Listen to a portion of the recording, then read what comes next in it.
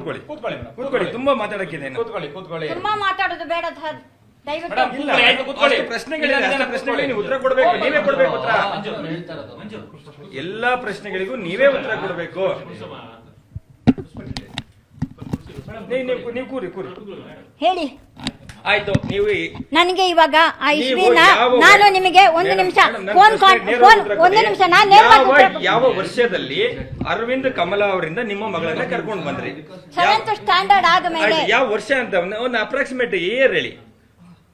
ನನಗೆ ಇಯರ್ ಹೇಗೆ ಹೇಳೋದು ಸರ್, ನನಗೆ ನಾನು ಹೇಳ್ತೀನಿ ನಿಮ್ಗೆ. 7 ವರ್ಷ ಅಂದ್ರೆ 83 ಹುಟ್ಟಿದ್ದಾರೆ. 7ನೇ ಕ್ಲಾಸ್ ಓದಬೇಕು ಅಂದ್ರೆ 13 ವರ್ಷ ಆಗಿರ್ಬೇಕು. ಅಂದ್ರೆ ಅಟ್ಲೀಸ್ಟ್ 95-96 ಸುಮಾರು ಕರ್ಕೊಂಡ್ ಬರ್ತೀರಿ. 95-96 ಸುಮಾರಲ್ಲಿ ನೀವು ಪ್ರಭಾಕರ್ ಬಾಳಿಗ ಜೊತೆ ರಿಪ್ಪನ್ಪೇಟೆಯಲ್ಲಿ ನಮಗೆ ಮಕ್ಕಳೇ ಇಲ್ಲ, ನಾವು ದಂಪತಿ ಅಂತ ಇದ್ದೀರಿ. ಹೌದು. ಅದನ್ನ ಯಾತಕ್ಕೆ ಹೇಳ್ತಾ ಇದ್ದೀನಿ ಅಂದ್ರೆ, ನನಗೆ ಮಕ್ಕಳೇ ಇಲ್ಲ ಅಂತ ಹೇಳ್ತಾ ಇದ್ದೀನಿ. ಯಾಕೆ ಅಂತ ಹೇಳಿದ್ರೆ, ಅವಳನ್ನ ಬೇರೆ ಕಡೆ ಶೇಟು ಮನೆಯಲ್ಲಿ ನಾನು ಓದಿಸ್ಲಿಕ್ಕೆ ಬಿಟ್ಟಿದ್ದೆ. ಅಲ್ಲಿ ನಾನು ಯಾವ ಊರಿನ ಶೇಟು ಅವರು? ಅವ್ರು ಕಲ್ಕತ್ತಾ.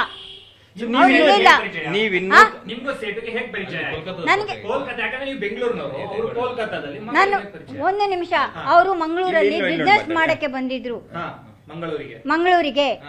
ಆಯ್ತಾ?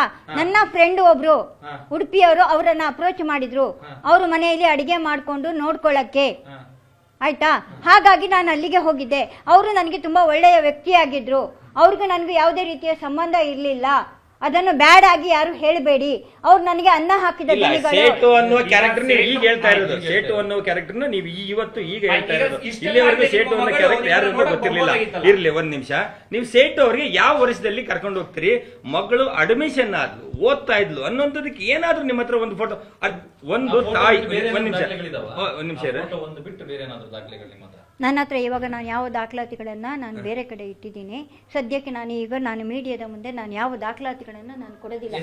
SITಗೆ ನಾನು ಎಲ್ಲಿಗೆ ಕೊಡಬೇಕೋ ನಾನು ಕೇಳ್ತಾ ಇರೋದು ಒಂದು ನಿಮಿಷ, ನಾನು ಕೇಳ್ತಾ ಇರೋದು ನನ್ನ ಮಗಳ ಅಸ್ಥಿ ಸಿಕ್ಕಿದರೆ DNA ಮಾಡಿ ನನ್ನ ಮಗಳ ಅಸ್ಥಿಯನ್ನ DNA ಮ್ಯಾಚ್ ಆದ್ರೆ ನನ್ನ ಮಗಳ ಅಸ್ಥಿಯನ್ನ ಕೊಡಿ ಅಂತ ನಾನು ಕೇಳಿರೋದು.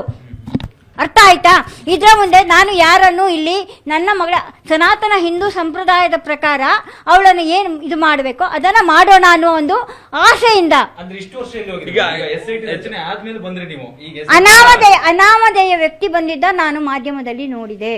ಇನ್ನೊಂದು ಪ್ರಶ್ನೆ ಮೇಡಮ್, ನೀವು ನಾನು ಸಿಬಿಐಯಲ್ಲಿ ಕೆಲಸ ಮಾಡಿದ್ದೀನಿ ಹೊರಗುತ್ತಿಗೆ ಆಧಾರದ ಮೇಲೆ. ಸಿಬಿಐದಲ್ಲಿ ಹೊರಗುತ್ತಿಗೆಯಲ್ಲಿ ಕೆಲಸ ಮಾಡುವಷ್ಟು ಬುದ್ಧಿವಂತರು ನೀವು ಆಗಿದ್ರಿ. ಆದ್ರೆ ನಿಮ್ಮದು ನಿಮ್ಮ ಮಗಳದು ಒಂದು ಒಟ್ಟು. ಹೌದು ಸರ್. ಸುರತ್ಕಲ್ಲಲ್ಲಿ ಒಂದು ನಿಮಿಷ, ಸುರತ್ಕಲ್ಲಲ್ಲಿ ಮನೆ ಇತ್ತು. ಸುರತ್ಕಲ್ಲಲ್ಲಿ ಮನೆ ಇತ್ತು. ನನ್ನ ಮಗಳದು ನನ್ನ ಇಬ್ಬರದ್ದು ನಡುವೆದು ಫೋಟೋಗಳನ್ನೆಲ್ಲಾನು ಸುಟ್ಟು ಹಾಕಿದ್ದಾರೆ. ಯಾರು ಅಂತ ಗೊತ್ತಿಲ್ಲ ನನಗೆ. ನಾನು ಮನೆಗೆ ಹೋಗು ಸುರತ್ಕಲ್ಲಲ್ಲಿ. ಹೌದು, ನನ್ನ ಮನೆಗೆ ಬೆಂಕಿ ಕೊಟ್ಟಿದ್ದಾರೆ. ಯಾರು ಅಂತ ನನಗೆ ಗೊತ್ತಿಲ್ಲ. ನಾನು ಪ್ರಜ್ಞೆಯಿಂದ ಒಂದು ನಿಮಿಷ, ನಾನು ಪ್ರಜ್ಞಾಹೀನ ಸ್ಥಿತಿಯಲ್ಲಿ ಬಿದ್ದಾವಾಗ ಅವಳು ಹೋದ ತಕ್ಷಣ ನಾನು ಮಂಗಳೂರಿಗೆ ಹೋಗಿದ್ದೆ. ನಾನು ಹಾಸ್ಪಿಟ್ಲಿಂದ ಆದ ಮೇಲೆ.